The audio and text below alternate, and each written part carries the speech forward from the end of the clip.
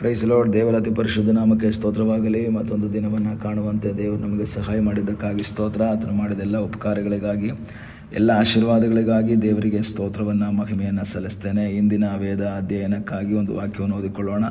ಮತ್ತಾಯನು ಬರೆದ ಸುವಾರ್ತೆ 21ನೇ ಅಧ್ಯಾಯ 22ನೇ ವಾಕ್ಯ. ನೀವು ನಂಬಿಕೊಂಡು ಪ್ರಾರ್ಥನೆಯಲ್ಲಿ ಏನೇನು ಬೇಡಿಕೊಳ್ಳುವಿರೋ ಅದನ್ನೆಲ್ಲ ಹೊಂದುವಿರಿ ಅಂದನು. ಯೇಸು ಈ ಭೂಮಿಯಲ್ಲಿ ತನ್ನ ಸೇವೆಯನ್ನು ಮಾಡ್ತಾ ಇರುವಂತಹ ಸಮಯದಲ್ಲಿ, ಇನ್ನೇನು ತನ್ನ ಸೇವೆಯ ಕೊನೆಯ ದಿನಗಳು ಬಂದಿದ್ದಾವೆ.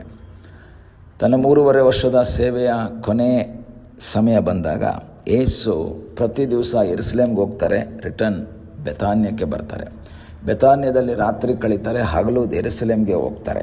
ನೀವು 21ನೇ ಅಧ್ಯಾಯದ ಆರಂಭದಿಂದ ಓದಬೇಕಾದ್ರೆ ಯೇಸು ಯೆರೂಸಲೇಮ್ಗೆ ಬರ್ತಾರೆ. ಪುನಃ ನಾವು ಮಾರ್ಕನ ಸುವಾರ್ತೆಯಲ್ಲಿ ಓದಬೇಕಾದ್ರೆ ಬೆಥಾನ್ಯಕ್ಕೆ ಹೋಗ್ತಾರೆ. ಹೀಗೆ ವಾಪಸ್ ಅವ್ರು ಬರ್ತಾ ಇರುವಾಗ, ಅಂದರೆ ಪಟ್ಟಣಕ್ಕೆ ತಿರುಗಿ ಹೋಗುತ್ತಿರುವಾಗ ಯೇಸು ಸ್ವಾಮಿಗೆ 18ನೇ ವಾಕ್ಯ 21:18 ಯೇಸುವಿಗೆ ಹಸುವಾಗ್ತಾ ಇದೆ.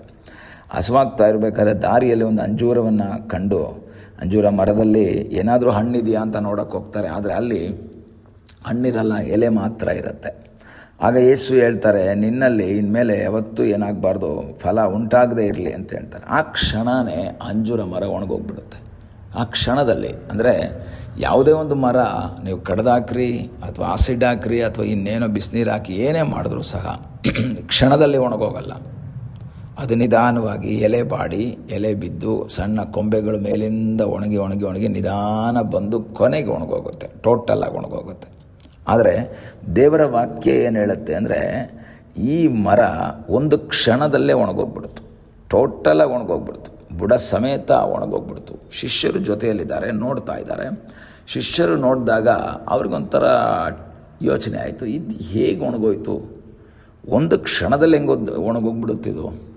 ಯೇಸು ಸ್ವಾಮಿ ಹೇಳಿದ್ದೇನು, ಒಣಗೋಗ್ಲಿ ಅಂತೆಲ್ಲ ಹೇಳಿದ್ರು, ನಿನ್ನ ಮೇಲೆ ಇನ್ಯಾವತ್ತೂ ಫಲ ಉಂಟಾಗದೇ ಇರಲಿ ಅಂತ ಹೇಳಿದ್ರು. ಆದರೆ ಇವರೇನು ತಿಳ್ಕೊಂಡ್ರು, ಇನ್ಮೇಲೆ ಫಲ ಇಲ್ಲದರೆ ಬರೀ ಎಲೆಯಾಗಿ ನಿಂತಿರುತ್ತೆ ಅಂತೆಲ್ಲ ಇವ್ರು ಯೋಚನೆ ಮಾಡಿದ್ರು. ಆದರೆ ವಾಕ್ಯ ಹೇಳ್ತದೆ, ಆ ಕ್ಷಣದಲ್ಲಿ ಟೋಟಲಾಗಿ ಆ ಮರ ಒಣಗೋಗ್ಬಿಡ್ತು. ಒಂದು ವಿಷಯ ನಾವು ನಂಬಬೇಕು, ಯೇಸು ಒಂದು ಮಾತನ್ನು ಹೇಳಿದ್ರೆ ಅದು ಹಾಗೇ ನಡೆಯುತ್ತೆ. ಮನುಷ್ಯನ ಮಾತು ಅಲ್ಲ ಯೇಸುವಿನ ಮಾತು, ಮನುಷ್ಯನ ಆಲೋಚನೆ ಅಲ್ಲ ಯೇಸುವಿನ ಆಲೋಚನೆ. ಈ ಬೆಳಗ್ಗೆ ನಿನಗಾಗಿ ಯೇಸು ಒಂದು ಮಾತು ಹೇಳಿದ್ರೆ ಅದು ಹಾಗೇ ನಡೆಯುತ್ತೆ. ಅದು ಒಣಗಲಿ ಅಂದರೆ ಆಗಿರ್ಬೋದು, ಅಥವಾ ಚಿಗುರ್ಲಿ ಅಂತ ಆಗಿರ್ಬೋದು, ಏನೇ ಒಂದು ಆಗಿರ್ಬೋದು. ಆಗ ಶಿಷ್ಯರು ಬಹಳ ಆಶ್ಚರ್ಯವಾಗಿ ಯೇಸುವಿಗೆ ಕೇಳ್ತಾರೆ, ಸ್ವಾಮಿ ಬೆರಗಾಗಿ ಅವ್ರು ಕೇಳ್ತಾರೆ, ಈ ಅಂಜೂರ ಮರ ಒಂದೇ ಕ್ಷಣದಲ್ಲಿ ಒಣಗೋಯ್ತಲ್ಲ, ಇದು ಹೇಗಾಯಿತು, ಹೇಗೆ ಸಾಧ್ಯ ಅಂತ ಕೇಳಿದಾಗ ಯೇಸು ಹೇಳ್ತಾರೆ, ನಿಮಗೆ ಸತ್ಯವಾಗಿ ಹೇಳುತ್ತೇನೆ, ನೀವು ಸಂಶಯ ಪಡದೆ ನಂಬಿದರೆ ನಾನು ಏನು ಅಂಜೂರ ಮರಕ್ಕೆ ಮಾಡಿದ್ನೋ ಅದನ್ನು ನೀವು ಮಾಡ್ಬೋದು. ಅದರ ಅರ್ಥ ಇದರಲ್ಲಿ ಲಾಜಿಕ್ ಏನೂ ಇಲ್ಲ, ಸಂಶಯ ಅನ್ನೋದು ಇರಬಾರ್ದು ಅಷ್ಟೇ. ನಂಬಿಕೆ ಬಹಳ ಪ್ರಾಮುಖ್ಯ. ಇವತ್ತು ನನ್ನಲ್ಲಿ ನಿಮ್ಮಲ್ಲಿ ನಂಬಿಕೆನೂ ಇದೆ, ಸಂಶಯನೂ ಇದೆ. ಸಮಸ್ಯೆಗಳು ಬರುವಾಗ ಇದಕ್ಕೆ ಪರಿಹಾರ ಯೇಸು ಕೊಡ್ತಾನೆ ಅಂತ ನಮಗೆ ನಂಬಿಕೆ ಇದೆ. ಅದೇ ಸಮಯದಲ್ಲಿ ಪರಿಹಾರ ಆಗುತ್ತೋ ಇಲ್ವೋ ಅಂತ ಒಂದು ಕನ್ಫ್ಯೂಷನು ನಮ್ಮಲ್ಲಿದೆ. ಯಾಕೆ ಅದ್ಭುತಗಳು ನಡೀತಾ ಇಲ್ಲ, ಯಾಕೆ ಬಿಡುಗಡೆಗಳು ನಡೀತಾ ಇಲ್ಲ, ಯಾಕೆ ಜಯ ಕಾಣೋಕ್ಕೆ ಸಾಧ್ಯ ಆಗ್ತಾ ಇಲ್ಲ? ಕಾರಣ ನಂಬಿಕೆ ಇಲ್ಲ ಅಂತಲ್ಲ, ನಾವು ವಿಶ್ವಾಸಿಗಳಲ್ಲ ಅಂತಲ್ಲ, ನಾವು ಚರ್ಚ್ಗೆ ಹೋಗ್ತಾ ಇಲ್ಲ ಅಂತಲ್ಲ, ಬೈಬಲ್ ಓದ್ತಾ ಇಲ್ಲ ಅಂತಲ್ಲ, ಎಲ್ಲ ಸರಿಯೇ. ಆದರೆ ಸಂಶಯ ನನ್ನನ್ನು ನಿಮ್ಮನ್ನು ಕಾಡುತ್ತೆ. ಇದಾಗುತ್ತಾ, ಇದು ನಡೆಯುತ್ತಾ? ಯಾಕೆ ಗೊತ್ತಾ? ನಾವು ನೋಡ್ತಾ ಇರೋದು ದೇವರನ್ನಲ್ಲ, ನಾವು ನೋಡ್ತಾ ಇರೋದು ಸನ್ನಿವೇಶಗಳನ್ನು, ನಾವು ನೋಡ್ತಾ ಇರೋದು ನಮ್ಮ ಕಷ್ಟಗಳನ್ನು, ನಾವು ನೋಡ್ತಾ ಇರೋದು ನಮ್ಮ ವೇದನೆಗಳನ್ನು. ಆದರೆ ದೇವರ ವಾಕ್ಯ ಹೇಳ್ತದೆ, ನಾನು ಸನ್ನಿವೇಶಗಳನ್ನು ನೋಡಬಾರ್ದು, ಸನ್ನಿವೇಶಗಳನ್ನು ಬದಲಾಯಿಸುವುದಕ್ಕೆ ಶಕ್ತನಾದ ಒಬ್ಬ ದೇವರನ್ನು ನಾನು ನೋಡಬೇಕು. ಆ ದೇವರನ್ನು ನಾನು ನೋಡುವಾಗ, ಆ ದೇವರ ಮುಖವನ್ನು ನಾನು ಗಮನಿಸುವಾಗ, ದೇವರು ನನಗಾಗಿ ಅದ್ಭುತವನ್ನು ಮಾಡುವ ಸರ್ವಶಕ್ತನಾದ ಒಬ್ಬ ದೇವರಾಗಿದ್ದಾನೆ. ಈ ಬೆಳಗ್ಗೆ ವಾಕ್ಯವನ್ನು ಕೇಳುವ ದೇವರ ಮಕ್ಕಳೇ, ನನಗಾಗಿ ನಿಮಗಾಗಿ ಅದ್ಭುತವನ್ನು ಮಾಡುವ ಒಬ್ಬ ದೇವರಿದ್ದಾನೆ. ಅಬ್ರಹಾಮನ ಜೀವಿತವನ್ನು ಗಮನಿಸುವಾಗ 75ನೇ ವರ್ಷದಲ್ಲಿ ಮಗನನ್ನು ಕೊಡ್ತೇನೆ ಅಂತ ಹೇಳಿದಂತಹ ದೇವರು 99 ಆದರೂ ಕೊಟ್ಟಿಲ್ಲ. ಅವನ ನಂಬಿಕೆಯಲ್ಲಿ ಕುಂದಿ ಹೋದ್ನ. ಕೆಲವು ಸಂದರ್ಭದಲ್ಲೆಲ್ಲ ಬೇಸರ ಬಂದಿರಬಹುದು. ಆದರೆ ರೋಮ 4:18 ಹೇಳುತ್ತೆ, ನಿರೀಕ್ಷೆಗೆ ಆಸ್ಪದವಿಲ್ಲದಿರುವಾಗಲೂ ನಿರೀಕ್ಷಿಸಿ ನಂಬಿದನು ಎಂಬುದಾಗಿ ವಾಕ್ಯ ಹೇಳ್ತದೆ.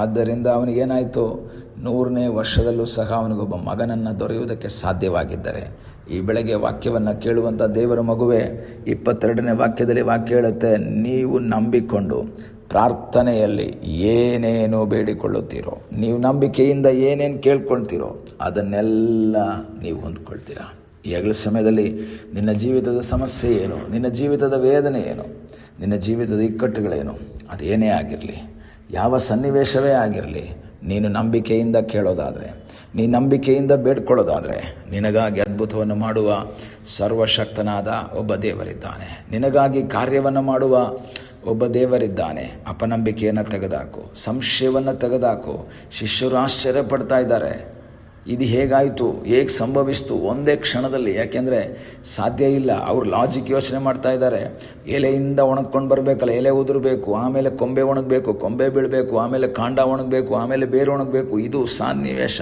ಆದರೆ ದೇವರು ಹೇಳ್ತಾ ಇದ್ದಾರೆ, ನೋ, ನೀನು ನಂಬಿಕೆಯಿಂದ ಮುಂದೆ ಹೋದರೆ ನಿನಗಾಗಿ ಅದ್ಭುತವನ್ನು ಮಾಡ್ತಾರೆ. ಪ್ರಾರ್ಥಿಸೋಣ. ನಮ್ಮನ್ನು ಬಹಳವಾಗಿ ಪ್ರೀತಿ ಮಾಡುವ ಪರಲೋಕದ ತಂದೆಯಾದ ದೇವರೇ, ಈ ಸಮಯಕ್ಕಾಗಿ ಸ್ತೋತ್ರ.